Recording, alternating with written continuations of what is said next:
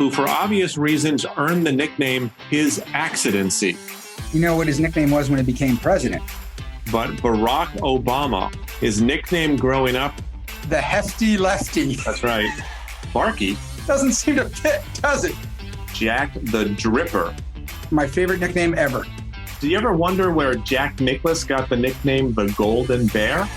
My cousin was a football player in the NFL. Hello, everyone. It's time for another edition of Smart Drivel coming into your home, into your car, into your ears. This is your co-host, Kurt Schneider. And this is Jon Ellenthal, and most importantly, into your ears. What's on the docket for today, counselor? Well, last episode, you went off on a tangent and you started You're describing me, huh? And you started talking about Vlad the Impaler, and it had nothing to do with what we were talking about. And it made me think, okay, that was me. And it made me think, Vlad the Impaler, what a cool nickname. So we thought, you know what? Why not nicknames? Let's talk about famous nicknames in history or just cool nicknames in general. Sounds good, Kurt. And we, of course, on previous episodes have talked about the nickname you earned in college on the Dartmouth football team, Schneider the Bench Rider. So those are the kind of nicknames you're after? I am, yes. Okay, well, I'm happy to be sitting here without really any nicknames to my record. You know, you also talked about how Chicago, which of course is called the Windy City, is not called the Windy City because of anything weather related, but for its typical bluster about how it doesn't get enough credit for being how cool it is. That's right. Now, of course, it was bestowed upon them by a New York journalist, but there you go. Of course it was. Let's get into it, John. Give me a great nickname in history, in politics, sports, government, whatever. You got it. So you have talked before about William Henry Harrison, who famously became the first president to die in office when 3 weeks after his inauguration, he came down with a cold that turned into pneumonia and pleurisy, and he died soon thereafter. His nickname by his political opponents was Old Granny, and he was called Old Granny because they wanted to communicate that he was both old and out of step with what was happening in the country at that point.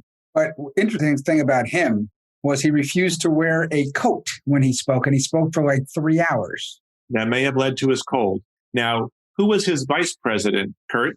John Tyler, because the expression was Tippecanoe and Tyler too when they were running, because William Henry Harrison was a great general in the Indian Wars, and he won a great battle at Tippecanoe. So John Tyler is the vice president. Harrison dies 3 weeks after inauguration, and we have a new president, President John Tyler, who for obvious reasons earned the nickname his Accidency.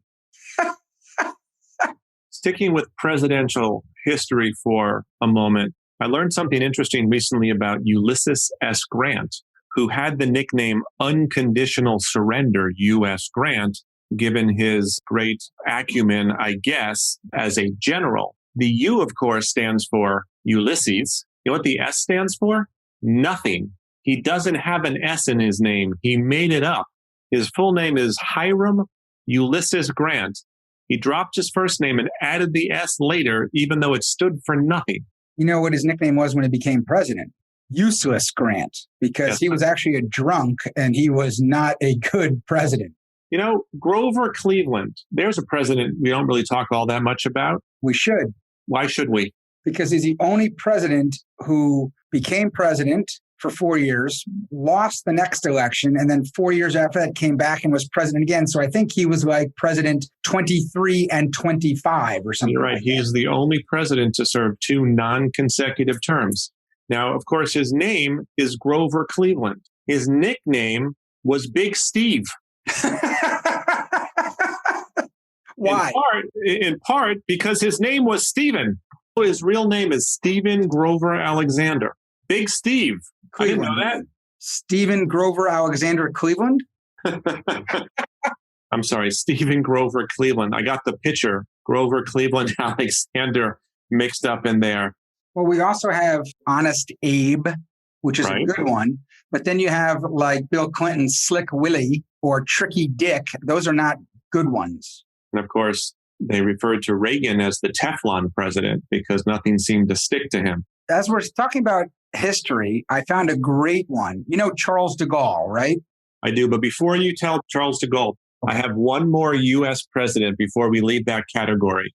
I had never heard this one before, but Barack Obama, his nickname growing up was Barry Obama because he loves basketball. And even though he wasn't good enough to start for his high school team, he was known for taking wild shots from everywhere and missing most of them. So they called him Barry Obama.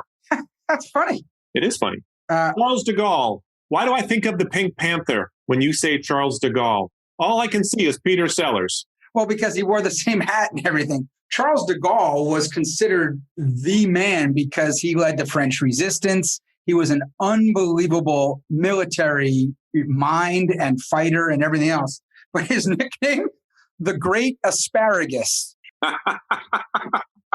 Was that a reference to his rather protruding proboscis? Yes, proboscis. Proboscis or proboscis? I think it's proboscis. Well, one of us is probably right, although there's no guarantee either one of us is right. And the other one's proboscis or proboscis is growing because he's lying, like Pinocchio. Proboscis. I think you're right, Kurt. Yes. I would like to announce that it looks like Kurt is right on the pronunciation of proboscis, which is odd since my nose is actually larger than Kurt. You think I would have known that one? So should we get to some sports nicknames? Like we could help ourselves. Before we get there, though, I just want to say I think one of the coolest nicknames, two of the coolest nicknames of all time are from generals from a long time ago. Alexander of Macedonia, forever known as Alexander the Great. By the way, do you know that he conquered like most of the entire world by the age of 32? You got to be careful about peaking at too young of an age, Kurt. But if you look up in history, how many people have been called blank the Great, Alexander the Great, Catherine the Great? I mean, we may as well call you Kurt the Great. It's become so overused. But I think he was the first one. And by the way, there's still to this day some discussion of how he died. He had a very close male general friend, and they think he could have died from syphilis. Isn't that what Al Capone died from? I don't know. How could you not know something like that, Kurt? This is smart drivel. Al Capone, whose nickname was Scarface, because when he was in Brooklyn as a kid and he was a young gangster, he got in a fight and had two huge scars, and he hated that nickname. But the other great one in history that I would like, besides the great, William the Conqueror. How awesome is that? That is a really good one. What's the backstory on that? How did he earn that, Kurt? He conquered. And his name was William. Don't forget that. Yeah. Those are the two necessary prerequisites to be William the Conqueror. Yeah, they stretched hard and found that one. You wanted to move to sports. You got the great sports one for us? I do, but before that, I don't know why I know this. And I looked it up, and apparently it's true. Leo Tolstoy, right? He of War and Peace and all that. Yes. Sparky.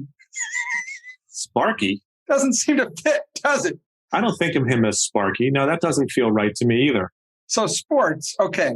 We have things like, of course, Babe Ruth for George Herman. Do you like how I bridged presidential politics to sports by going with Barry Obama? You also said Grover Cleveland Alexander, so. Clearly I was foreshadowing our discussion about famous sports nicknames, but you had to go into all that highfalutin deep history stuff before we got here. So both of us are Giants fans. The Giants about 10 years ago had a third-string quarterback. Oh, I remember him? Lorenzen. And what was his nickname? He was left-handed. Yeah. He wore number 13. Yeah. I think they drafted him from Kentucky, and he was a big fella. Tell us his nickname. The Hefty Lefty. That's right.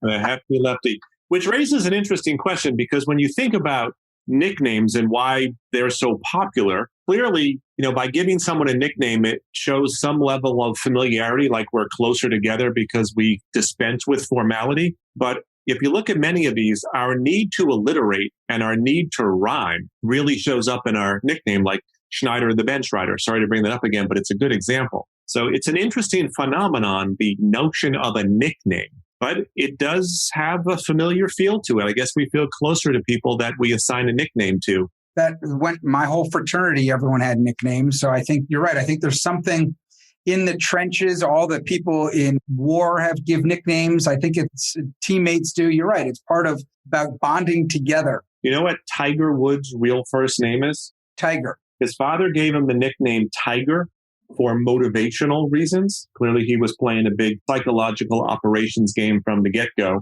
But his first name is actually Eldrick. I would go by Tiger also. So would I. Here's one of my favorite sports nicknames. Reggie White, who was a fierce defensive lineman for many years, mostly for the Eagles and also the Packers. Also from Memphis, by the way. He was a devout Christian and also an evangelical minister. And he was a great defensive player in the NFL. And his nickname was the Minister of Defense. Yes. That's a great one. Fantastic. I love that one. Reggie White. You also had on the Bears in the 80s, Walter Sweetness Payton, and of course, the Fridge, William the Fridge Perry, or Refrigerator. So named because when he was a huge defensive tackle, in fact, I met him once and I did take his ring and 3 of my fingers went into his ring. But he was so named the Refrigerator because when he came through the line, because they gave him the ball to run on the 1 or 2 yard line, he looked like a refrigerator coming at you. Yeah, there's a funny postscript to that story because there was a player for the Cowboys. I think he was an offensive lineman called Nate Newton around the same time that the Refrigerator played. And Nate Newton was like 400 pounds, even bigger than the Refrigerator. So they gave him the nickname The Kitchen. I like that. I remember Nate Newton. Then there's also ones that are sticking with sort of who you are. Of course, Charles Barkley's stature he wasn't that tall and he was kind of chubby.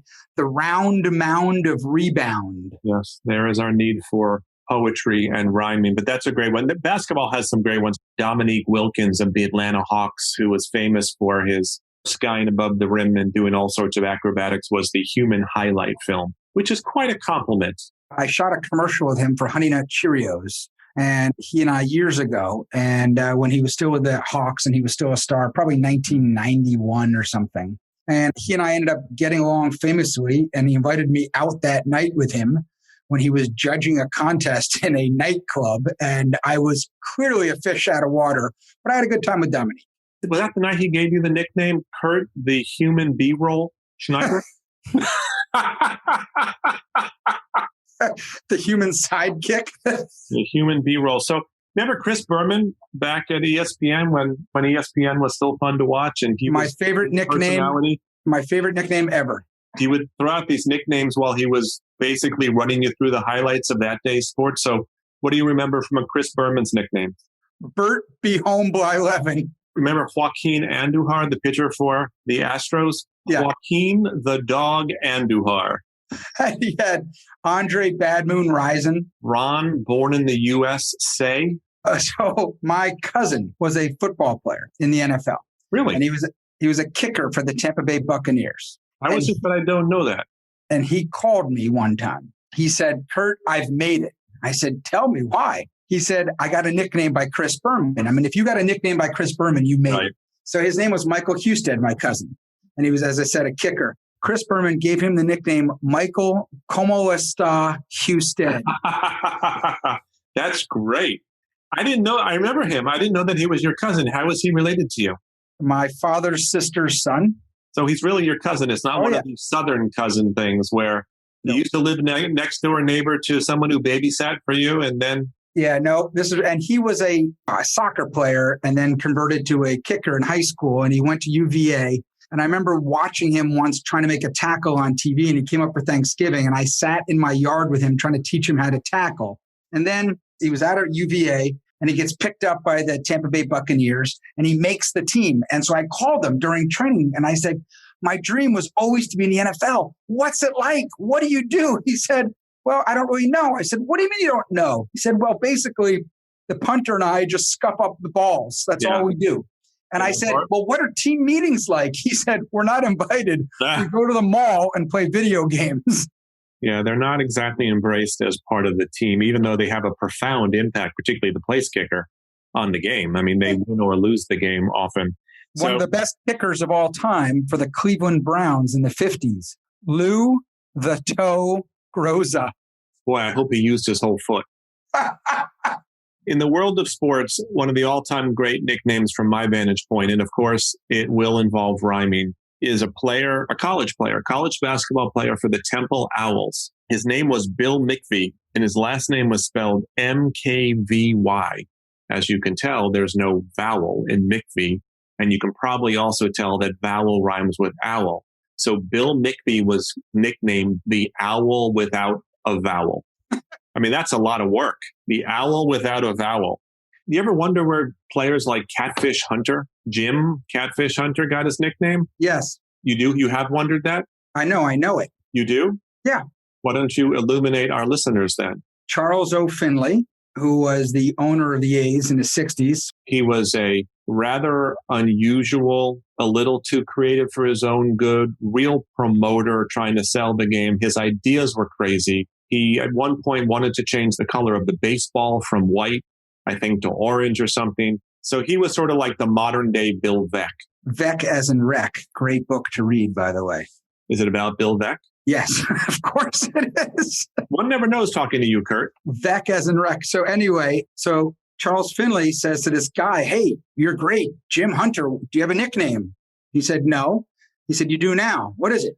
Catfish. Okay, he just gave it to him. Which reminds me, when I was at the Harlem Globetrotters, all of our players had nicknames. Well, I think that's important in a business, promotional entertainment business like the Harlem Globetrotters. Well, I mean, you had Curly, which was one of the most famous nicknames of all time, so named because he was bald. So we had to come up with nicknames, and one of my favorite things was trying to come up with a lot of these nicknames. And much like Charles O. Finley, I talked to this one young man who happened to be our only player from Puerto Rico. And I said, you need a nickname. And I said, do you have one? And I always asked them. He said, no. I said, okay, your nickname is El Gato. And he said, why? I said, because when you were a kid, you had to get to the courts to play basketball, and they were far away from your house in Puerto Rico. So you walked all the way around till one day you realized you could cut through the sugarcane fields. And as you cut through, all these cats started coming out and following you every day. And so when you got to the courts, you had a ton of cats following behind you. So you were called El Gato. There are a lot of cats in sugarcane fields? I have no idea. I made all this up. I gave it to him. We were doing a game in the Harlem Armory, and he was speaking, and they came up to him and said, so tell us what your nickname is. The Daily News asked him. He said, El Gato. And they asked him why, and he gave him the whole story. It was printed in the newspaper the next day. Therefore, and from then on, it was truth. Do you ever wonder where Jack Nicklaus got the nickname the Golden Bear? No. Well, if you haven't wondered, I don't think I should tell you. I mean, I have wondered. I don't know it. So it was actually given to him by a writer of a newspaper in Melbourne, Australia. When he saw Jack Nicklaus play, he described him as a large, strong, blonde man like a golden bear. And from that point forward, Jack Nicklaus was known as the Golden Bear. Wasn't it Grantland Rice, the writer who gave everyone all these amazing nicknames like Red Grange, the Galloping Ghost? And he called the running backs of Notre Dame the Four Horsemen of the Apocalypse. Right. You know why Red Grange was called the Galloping Ghost, other than the fact that he could run really fast in a galloping kind of way? Apparently, he had a pasty white complexion that made him look like a ghost. So between his complexion and his running style, he was called the Galloping Ghost. I like this story. Willie Mays, what was his nickname? The Say Hey Kid. You know why? I would like you to tell me, Kurt. Apparently, it's because Willie was so good, but back then, no one jumped right to the major leagues. You had to go through single A, double A, triple A, et cetera. And he was so good, he was cruising through these divisions so quickly, he never got to know anyone's name. So if he was out in the field or something, he'd just say hey, when he tried to call people's attention. So he became the Say Hey Kid. Because he didn't know anyone's name. That's interesting. I had not heard that. But that's a good backstory for one of the greatest players of all time. And Willie Mays was in the news recently because for a long time, when we were growing up, at least, he was third on the all-time home run list with 660 home runs. So it was Babe Ruth with 714. Henry Aaron ultimately passed Babe Ruth with 755 career home runs. And Willie Mays was always third at 660. And about a week or two ago, Albert Pujols passed Willie Mays with his 661st home run. And I didn't even know about that. I didn't hear about it, so it didn't make much of the news. Why don't you react to it real time then, Kurt? Go ahead. Holy cow! Some people just, their nicknames become their name. We don't even know their real names, like Jack the Ripper. right? When you're that famous, you don't need a last name. And of course, Jack the Ripper earned that nickname. Earned is a weird term there based on how he killed and disfigured his victims, which is, that one will live a long time in history. So here's one you'll come up with, and I'm sure you'll get it because you are razor sharp, no pun intended, about Jack the Ripper. So there was a painter, an abstract expressionist in the 40s and 50s in America named Jackson Pollock. What do you think his nickname was? They call Jackson Pollock Jack the Dripper because his painting style was basically to drip multiple colors of paint everywhere on the canvas. And I'm sure I've told you this, but I once went to an art museum costume party fundraiser dressed as a piece of Jackson Pollock art. Because hasn't everybody done that? Yes, I think they have. Okay, so Kurt, you showed us earlier with your deep knowledge of U.S. city nicknames when you told us the real story behind the Windy City. Yes. You, of course, know the nickname of Philadelphia. Prove it. The city of brotherly love. Yeah, that's correct. Why is it called that, Kurt? I don't know, John. Well, it actually translates in Greek to basically brotherly love. Philos is love and adelphos is brother. So it comes from the Greek. I actually did know that. I just had forgotten. The big D, of course, is for Dallas because if you eat there, you are going to get diarrhea. There's nothing you can do. Right? That is not why it's called the Big D. Oh, maybe I got that wrong then. I actually think when you're talking about nicknames, I think there's some sort of interesting irony in some of these sweet nicknames given to gangsters, right? Like Babyface somebody. Babyface Nelson and Pretty Boy Floyd, Billy the Kid. And then you have Machine Gun Kelly, who's now also a rap star, but back in the day was a gangster. Yeah, I think it's an interesting question you raised, which is why we feel the need to soften the image of clearly horrible people with nicknames that make them seem more human than they actually are. What's up with that? And it's also, if you think about in the mafia, all those nicknames are, everyone has a nickname, but it's usually describing something about their features, big nose or...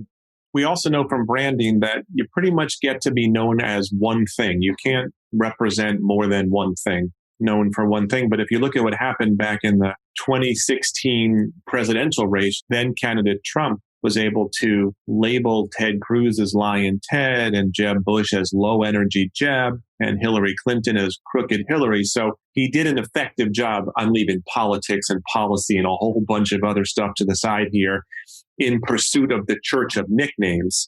It's effective to tag someone with an attribute that suits your purposes, not theirs. And if you repeat it enough, it becomes so. Okay, Jelly Belly, I'm going to give you a nickname. I also had red hair growing up, and probably until I was in college, I had red hair. So people would sometimes call me Johnny Red.